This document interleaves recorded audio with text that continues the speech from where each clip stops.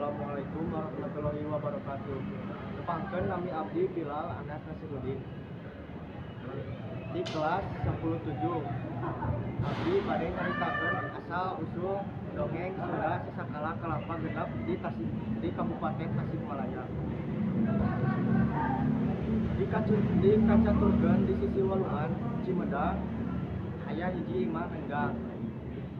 Jauh kalitu ka dieu disingan ku hiji aki-aki. Geus silap pisan matuhna di didinya teh. Marina teh geus teu dulur teu kadang-kadang geus sanak kubaraya. Dudukna estu leunggeus sorangan ari pagawean sapopoena si aki teh kana nganguma. Hasil tina satena ukur cukup jam ukur sasoranganna wae dijauheun mun hirupna medem-medem teh. Pikeun nambah penghasilan mun keur salse si abdi sok ngalalauk di walungan.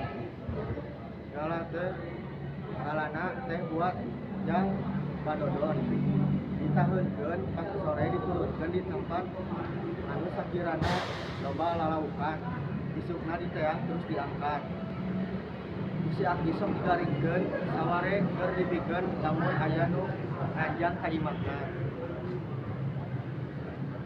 Si aki teh ditol pisan kana ibadahna.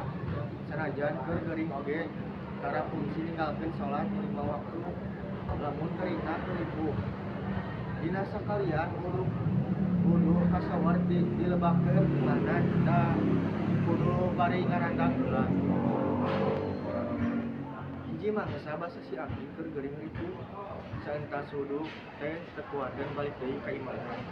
Kebenaran wae pentingna aya we nu ngobor manu si aki dipangku dibawa ke imahna terus diubah ku panginum pagajaran lawe.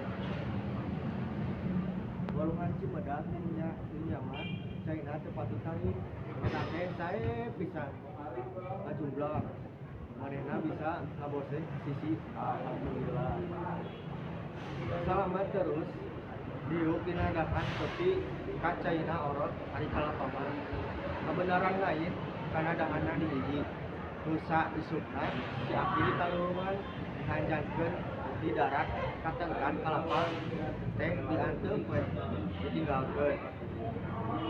Saleut sawatara bila eta kalapa teh gadapna silungan jadi kitriku sebab lahana pinggiran kitri teh marontot tangkalna marontok daunna ngaremplok beuki lila eta tangkal kalapa nu genep teh akhirna mah sepi kabuhanana. Hari ini itu adalah eta teh tempat katelana Kabupaten ayeuna mah kaasupna Kecamatan Cikalo. Bulan Wetan Tapel Wates di Kabupaten Ciamis. Sakitu di abdi mungkin di ayat 8 tina carios. Wassalamualaikum warahmatullahi wabarakatuh.